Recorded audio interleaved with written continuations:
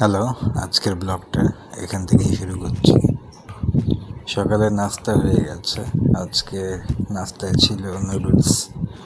অন্যান্য দিনের চাইতে তুলনামূলকভাবে এটা বেটারই বলা যায়, কারণ যে ধরনের রুটি দেওয়া হয় আমাদের, ওইটা খাওয়ার চাইতে যে কোনো কিছুই ভালো। তো নাস্তা শেষ করে এখন চা খেতে হবে। এখনও কারেন্ট আছে। দুপুরের খাবারের কী ব্যবস্থা একটু দেখতে হবে, দুপুরে কী রান্না করে দিয়ে গেছে। আজকে মনে হয় আছে, এটা সম্ভবত চিকেনের তরকারি। এটা আছে, সঙ্গে ডাল আছে, ভাত আছে। এদিকে বিড়াল আবার রান্নাঘরে কি করছে, রান্নাঘরে কিছু ময়লা আছে। বিড়াল মনে হয় এগুলোর মধ্যে একটু গবেষণা করছে কিছু পাওয়া যায় কিনা। বের হওয়ার সময় রান্নাঘরের দরজা লাগিয়ে দিয়ে যেতে হবে, কারণ একটা বিড়াল অলরেডি ময়লার ঠোঙ্গার ভিতরে মাথা ঢুকিয়ে দিয়েছে।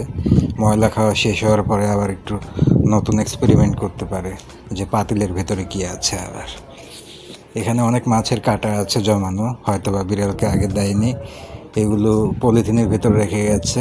এগুলো এখন বিড়াল বসে বসে গবেষণা করবে, কোথায় কী আছে না আছে, ঘাটাঘাটি করবে, তারপর খেয়ে দিয়ে এখান থেকে বের হবে। আমিও খেতে দিয়েছি। রাত্রে থেকেই প্রচণ্ড গরম, মানে এটা বলার মতো গরম না, এটা বোঝানোর মতো গরম না। মানে এমনিতে যে খুব মনে হচ্ছে তীব্র দাবদাহ এরকম না, কিন্তু ভিতরে ভিতরে প্রচণ্ড গরম। সকালে ঘুম থেকে উঠে দেখি যে বৃষ্টি নেমেছে, হালকা হালকা ছ্যাঁচের বৃষ্টি। এই বৃষ্টিতে বিশেষ কোনো আয় হচ্ছে না। সকাল থেকেই দেখলাম যে পড়ছে, কিন্তু গরম কোনোভাবেই কমছে না। শুধু উঠানের মাটি হালকা হালকা ভেজা ভেজা লাগছে। যা গরম তাই, আমার কাছে মনে হয় যে গরম আরও বেশি বেড়ে গেছে। ঘুম থেকে উঠা মাত্র, একেবারে যখনই ঘুম থেকে উঠেছি সঙ্গে সঙ্গে একটাবার গোসল করে নিয়েছি। রাত্রে ঘুমানোর ঠিক আগ মুহূর্তে একবার গোসল করেছি। দিনে কমপক্ষে 4বার গোসল করা হচ্ছে। তারপরেও গোসল করার কিছুক্ষণ পরেই শরীর ভিজে যাচ্ছে ঘামে। মনে হচ্ছে যে আমি মাটি কেটে এসেছি, কোনো রকম কোনো আয় ব্যয় পাচ্ছি না। প্রথম 5টা মিনিট একটু ফ্রেশ ফ্রেশ লাগে, আবার গোসল করে যখন সঙ্গে সঙ্গে শরীরটা শুকিয়ে নিই একটু ফ্যান ছেড়ে, তখন একটু হালকা ঠান্ডা লাগে। তারপরে আবার যা তাই। হয়তো বা আমার একটু সমস্যা বেশি, কারো এরকম লাগছে কিনা আমি জানি না। গরমটা আমার এমনিতেও একটু বেশি, আমার হাই প্রেশারও আছে। তো বিভিন্ন ধরনের মেন্টাল এক্সাইটমেন্টের মধ্যে থাকি, এগ্রেসিভ ওয়েতে চলি। তো হয়তো বা কোনো কারণে আমার কাছেই বেশি বেশি লাগছে, জানি না। তো দুপুরের খাবারটা খেয়ে নিচ্ছি। তখন বাজে হচ্ছে দুপুর 1:30টার মধ্যে। সাধারণত আমাদের বাসায় কখনো খাবার খাওয়া হয় না, যদি না ওই মহিলা বাসায় না থাকে তখনই হয়। তখন যাই আছে যেমনই আছে কিছু একটা রান্না করে দিয়ে গেলে তখন আমরা টাইম মতো 1:30টার মধ্যে বা 1:45টার মধ্যে খাওয়া শেষ করে ফেলি। তখন আমার বাপের খুব ক্ষুধা লাগে। তাছাড়া এমনিতে ওই মহিলা যখন বাসায় থাকে, যেদিন উনি বাসায় থাকে সেদিন 1 আইটেম হলেও 4টা বাজে খেতে হবে, 5 আইটেম হলেও 4টা বাজে খেতে হবে। 4টার আগে কোনো খাওয়া নেই। এমনকি রাত্রেবেলা যদি ডিম ভাজি দিয়েও ভাত খাই, তারপরেও রাত 1টা বাজে আমাদের ডিনার করতে হয়।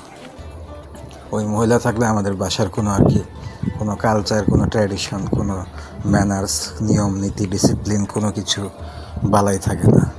তো আজকে যে কোনোভাবেই হোক উনি বাসায় ছিল না, রান্না করে দিয়ে চলে গেছে। আইটেম আমার খুব বেশি দরকার নেই। এখানে মাংস আছে, চিকেন, এটা যদি না হয়ে একটা কিছু হতো যেটা আমি মোটামুটি খেতে পারি, সেটা এমন কিছু হলেই হয়। খুব আহামরি কিছুও দরকার নেই, 5টা 6টা আইটেমও দরকার নেই। ভালো খাওয়ার মতো একটা কিছু হলেই আমার হয়ে যায়। তো আনফর্চুনেটলি আমার ক্ষেত্রে যেটা হয়, আমি সেই ভালো একটা জিনিসও ঠিকমতো পাই না। নর্মালি বেশিরভাগ সময় তো রুটি হয়, আমি আমার রুটির বড় একটা অংশ, বেশিরভাগ একটা অংশ বলতে গেলে হাফ ওদেরকেই দিয়ে দিই খাওয়ার সময়, কারণ আমি রুটি খুব একটা খেতে পারি না। ওই মহিলা যে রুটি বানায় আর যে ধরনের ডিম দেয়। তো আজকে সকালে তো রুটি বানায়নি, নুডলস করেছিল একটু। তো নুডলস খাওয়ার পরে সেখান থেকে তো বিড়ালের সঙ্গে শেয়ার করার মতো কিছু ছিল না, বা উপায়ও নাই, ওরা ওটা খায়ও না। তো দুপুরবেলা একটু সামান্য ভাত দিয়েছি, আর বাচ্চাগুলো যেন কোথায় দূরে দূরে পালিয়ে যাচ্ছে। সকালে যখন রুটি খাই তখন আবার বাচ্চাগুলো এসে খায়। এই ব্যাচের যে বাচ্চাগুলো আছে এরা খাবার ব্যাপারে খুব একটা ফোকাস না, মানে এদিকে মনোযোগ কম। একটা বাচ্চা আছে মাঝে মাঝে আসে, কিন্তু এই বড়গুলার সাথে কম্পিটিশন করে ওরা খেতে পারে না এমনিতেও। আর এই বড়গুলা দিনকে দিন একটু বেশি রাক্ষস হয়ে যাচ্ছে, মানে না খেতে খেতে খাওয়ার কষ্ট করতে করতে চুরি চুরি করে খায় অনেক সময়, কিন্তু ওইভাবে রুটিন মেনটেন করে তো খেতে পারে না নিয়মিত। আর যদি এখন এই মহিলা বাসায় থাকতো তাহলে আমি এই এক মুঠ ভাতও দিতে পারতাম না।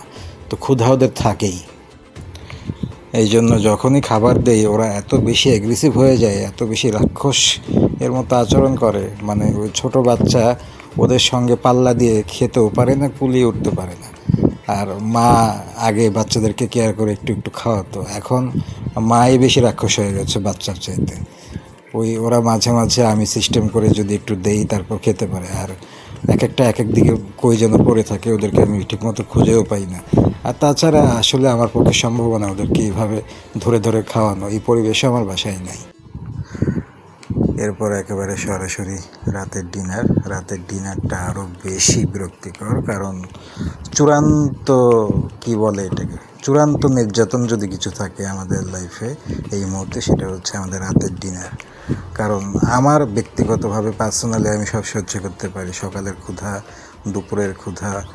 আমার মেইন ক্ষুধা এবং মেইন খাওয়াটাই বলতে গেলে রাত, কারণ আমার লাইফস্টাইলটা একটু অন্যরকম। রাতে একটু জাগার অভ্যাস আছে, রাতে একটু দেরিতে ঘুমানোর অভ্যাস আছে, এই জন্য আমার রাতের খাবারটাও একটু ভালো দরকার হয়, এবং রাতের পরিমাণেও সামান্য হলেও একটু বেশি খাই, এবং রাতের জিনিসটা একটু ভালো হওয়াটা খুব দরকার।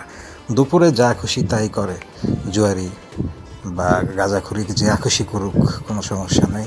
সকালের নাস্তা দিয়েও 9-6 করলে কোনো সমস্যা নেই, সহ্য করতে পারি। 1-2 বেলা না খেয়ে থাকলেও তেমন কোনো সমস্যা হয় না। তবে স্পেশালি রাতের বেলার খাবারটা আমার কাছে খুব দরকারি এবং খুব ইম্পর্ট্যান্ট, এবং খুবই একটু ডিসেন্ট ওয়েতে আমি এক্সপেক্ট করি। সেটা তো এক্সপেক্ট করলেও কোনো লাভ নাই, সেটা ইম্পসিবল ব্যাপার। এই মুহূর্তে আমাদের যে ধরনের একটা স্ট্রাগলিং পিরিয়ড চলছে ফ্যামিলিগতভাবে, যে ধরনের বাজে পরিবেশে আছি, তো কালকে যে বলেছিলাম যে ডিমের অ্যাবর্শন, এই ডিমের অ্যাবর্শনের রেসিপি রান্না করেছে। এটা দেখলে আমার ঘৃণা করে, যে ঘুটার মতো, সেখান থেকে কিছুই নেওয়ার মতো নাই। আমি পরবর্তীতে ওই অখাদ্য ডালটা নিয়েছি, তারপরে ওই যে ডিমের কুসুমটা দেখি শুধু পানির উপরে ভেসে আছে। মানে সোজা কথা, সামান্য একটু গরম পানির মধ্যে ডিমটা ভেঙে ছেড়ে দেয়, তারপরে গরম পানির তাপে তাপে ডিমটার ওই অস্তিত্ব, আশেপাশে যা কিছু আছে এগুলো সব গলে টলে পানির মধ্যে মিশে যায়, থাকে শুধু ভেসে ওই মাঝখানের কুসুমটা। এটা কোন ধরনের রেসিপি? আমি একটা খেয়েছিলাম, আমার মা আগে করতো মাঝে মাঝে।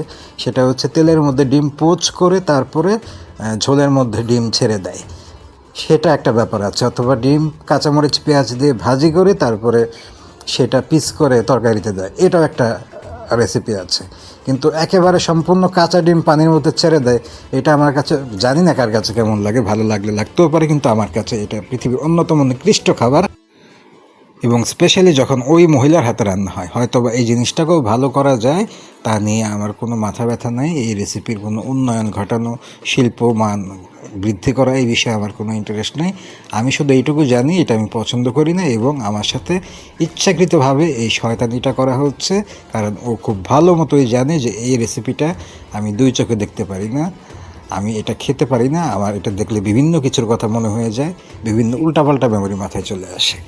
প্রথম কথা, আমি এটা পছন্দই করি না, কারণ এই ডিমটা পানির সাথেই মিশে যাচ্ছে, এটা যে সাদা অংশটা ঘুটে ঘুটে একটা বিশ্রী আকার নিচ্ছে, ওইটা আমার সহ্য হয় না, ওইটা আমি দেখতে পারি না। এটা আমি বাসায় এর আগে অনেকবার বলেছি, কিন্তু এটা বারবার আমাকে রাগানোর জন্য করা হচ্ছে।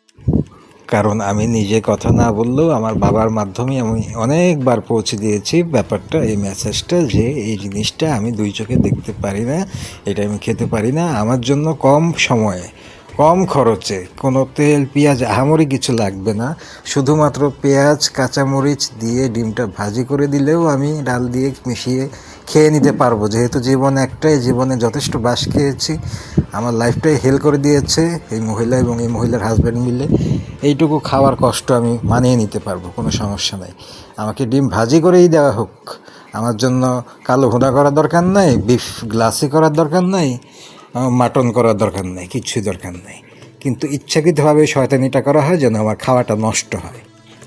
কারণ আল্লাহর দুনিয়ায় আল্লাহ কিছু মানে ইনসেক্ট কীটপতঙ্গ তৈরি করেছে। এরা মানুষের নাক ছাড়া দাঁত ছাড়া না খেলে এদের পেটের ভাত হজম হয় না। এরা একটা কাজ করবে করবে তো করবে, এমনভাবে করবে মানে ওইটা দিয়ে কতগুলো কথা সৃষ্টি করবে, ঝামেলা সৃষ্টি করবে, মানুষকে ত্যক্ত বিরক্ত করবে। মানে এদের নিজের লাইফ বলতে কিছু নাই। এদের নিজের লাইফটা এরা জলাঞ্জলি দিয়ে দিচ্ছে মানুষের ক্ষতি করার জন্য।